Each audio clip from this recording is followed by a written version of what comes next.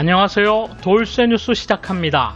스가 정권 출범 후 첫 임시국회가 10월 26일 소집될 예정입니다.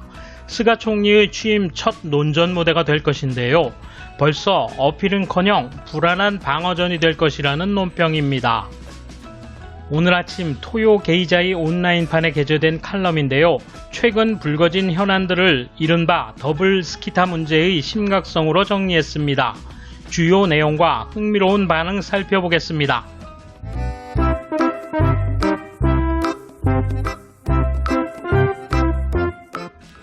스가 총리에 있어서 더블 스키타가 국회 답변의 주요 부분이 될 것 같다. 학술회의 문제에서는 무대 뒤에서 압력했다고 여겨지는 스기타 가즈히로 관방부장관을 국회 초치해 임명 거부의 어둠을 철저히 추궁할 자세다. 주요 야당은 또 여성은 언제든지 거짓말을 한다는 발언으로 비판을 받은 스기타 미오 자민당 중의원 의원에 대해서도 자민당 총재이기도 한 스가 총리에게 강력한 징계를 요구할 방침이다. 매일 기자회견이나 국회 답변에서 문제없다, 지적이 맞지 않는다 등의 틀에 박힌 답변으로 철벽 거스라고 불려왔으나 총리가 되면 그것으로는 끝나지 않는다. 톱 리더로서의 설명 능력이 엄격하게 추궁당한다. 학술회의 회원 임명 거부 문제가 불거진 이후 총리의 설명이 갈팡질팡하고 있다. 주요 야당 등으로부터 총리가 명단을 보지 않고 임명 거부하면 위법이라는 호된 비판을 받았다. 여당 내에서도 총리 자신이 임명 거부의 이유를 제대로 설명하지 않으면 국회의 이해를 얻을 수 없다는 얘기가 잇따르고 있고, 임명 거부를 결정한 당사자로 스기타 관방부장관이 지목됐다. 학술회의 문제가 불거진 뒤 여론조사에선 취임 당시 역대 3위의 고율이었던 내각 지지율 하락이 두드러진다.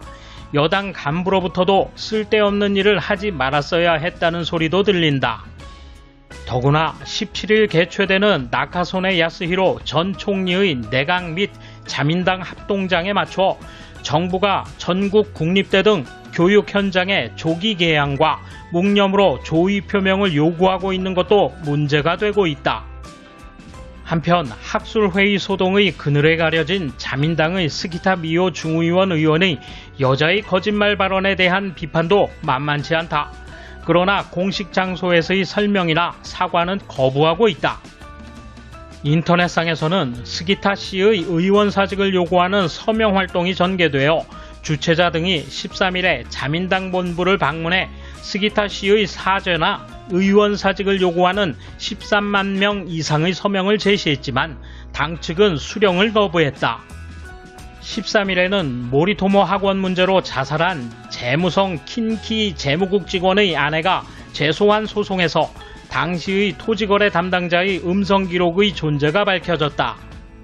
스가 총리나 아소다로 재무상은 검찰 당국도 불기소해 재무성 내의 처분도 끝났다라고 재조사를 거부해 왔던 만큼 이쪽도 구차한 해명을 강요당할 것 같다. 아울러 스가 총리의 측근이었던 가와이 부부의 거액 매수 사건 공판도 진행 중이다.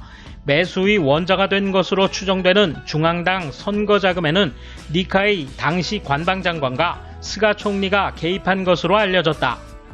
스가 총리는 선거 내내 가와이 안니 내정자 지원을 위해 관방장관으로서 이례적으로 현지에 들락날락하는가 하면 이때 가장 좋아하는 팬케이크를 안니 내정자와 함께 먹는 사진이 인터넷상에서 확산되고 있다. 최근 스가 총리는 내각 기자회 소속 팬케이크 간담회, 그룹 인터뷰, 관저팀과의 간담회 등을 연속 개최하고 있다. 여당 내에서는 미디어 친화술이라는 소리가 많지만 주요 야당은 언론과의 밀실 담합이라며 반발하고 있다. 관방장관 시절에는 비서관들이 준비한 응답 메모로 철벽 가수로 불렸던 그지만 차기 임시국회에서는 메모 읽기만으로는 통용되지 않는 것은 당연하며 일부 주간지에서는 답변 맹훈련 중이라는 기사도 실렸다. 이러한 상황을 근거로 해 여당 내에서는 국회 논전에서 스가 총리가 적극적으로 설명 책임을 완수할 수 있을지가 사태 타개의 열쇠라는 소리도 퍼진다. 답변 태도를 포함해 어떻게 뉴 스가를 밝힐 수 있을까가 과제이지만 현재로서는 원래 완고했기 때문에 대담한 변신은 있을 수 없다는 견해가 지배적이다. 이에 대한 일본 네티즌 반응 보실까요? 관방장관 시절에는 출입기자를 상대로 문제없다, 그 지적은 맞지 않는다고 말할 걸 예산위원회는 그럴 수 없다, 기다리고 있겠습니다. 다음 국회에서는 마각을 드러낸다, 말은 할수록 떨어진다. 이분 재앙의 근원이라는 말의 의미를 상징하는 구체적인 장면들을 자주 보게 될 것이다. 스가 정권이 나쁜 관례를 타파하며 부처나 관료, 학술회의 등에는 요구하고 있지만 아베 정권의 계승으로 관저나 자민당에는 만만한 것이 아닐까? 그리고 설명 책임이나 임명 책임도 하지 않는 건 확실히 이전 정권을 계승했다. 최근 스가 정권은 정치적 의제는 이전 정권에 비해 차이를 보이려는 듯 하지만 정치 수법은 아베 정권의 계승이나 그 이상으로 강권, 음흉함이 어른거린다. 첫 국회에서의 여야 대응 모습을 온 국민이 지켜봅시다. 총리로 선출된 사람치고 바로 국회를 열어 소신 표명을 하지 않은 사람은 스가 씨 외에 최근에는 누가 있습니까?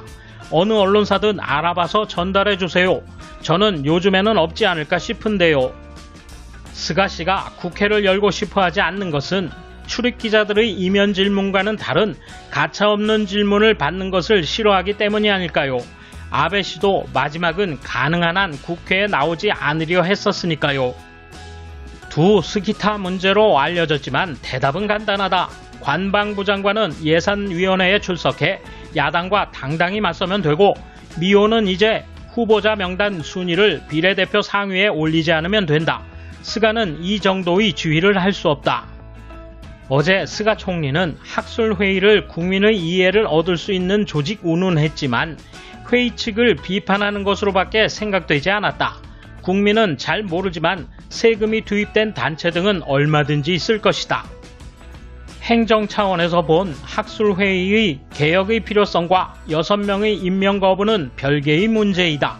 정부와 다른 생각이 국민의 이해를 얻지 못했다고 한다면 독재의 첫걸음이라고 생각한다.